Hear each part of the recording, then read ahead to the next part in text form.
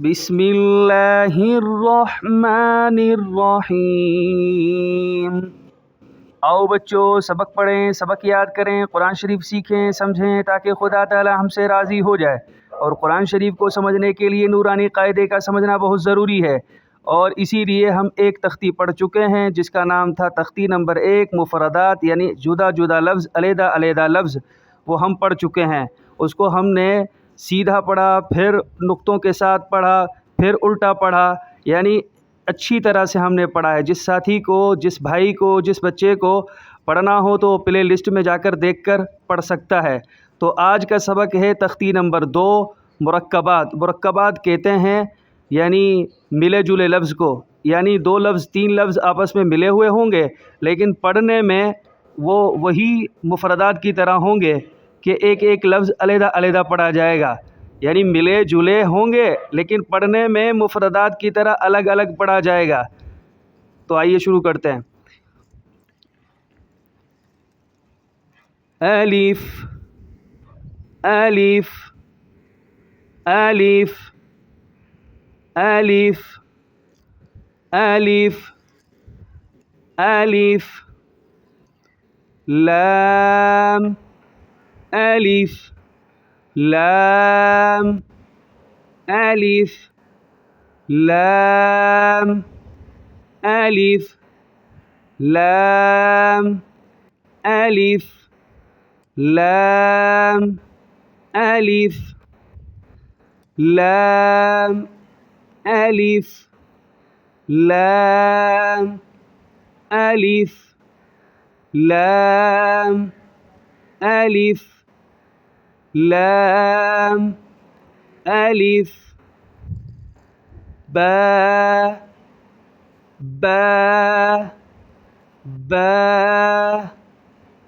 बा अलिफ बा अलिफ बा अलिफ बा अलिफ बा अलिफ लाम अलिफ लाम अलिफ लाम अलिफ लाम अलिफ। तो बेटा एक लाइन आपको समझ आ गई होगी। और ये जो रंग है, इस रंग को बारीक पढ़ा जाता है। जहाँ कहीं ये रंग आ जाए तो इसे बारीक पढ़ा जाएगा। ये रंग देखें, फिर आगे देखें, फिर ये देखें, फिर ये देखें। ये ऐसा रंग जहाँ कहीं भी आ जाएगा तो उसे बारीक पढ़ा जाएगा।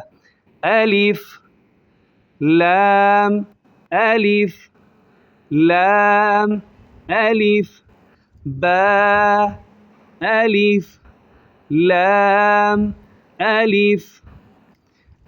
आगे वाली लाइन लाम लाम लाम लाम अलिफ लाम अलिफ लाम अलिफ।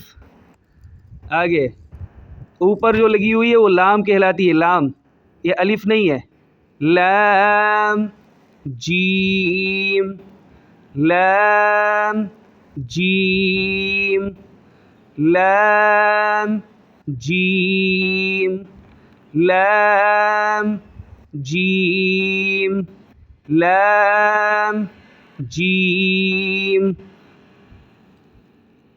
लाम अलिफ लाम अलिफ लाम अलिफ लाम अलिफ बा लाम बा बा लाम बा बा लाम बा बा लाम बा बा लाम बा। ये लिखे हुए 3 लफ्ज़ हैं। मिलकर लिखे हुए हैं लेकिन पढ़ने में जुदा जुदा हैं। बा अलग पढ़ा जाएगा, लाम अलग पढ़ी जाएगी, बा अलग पढ़ा जाएगा। तो समझ आया गया बेटा?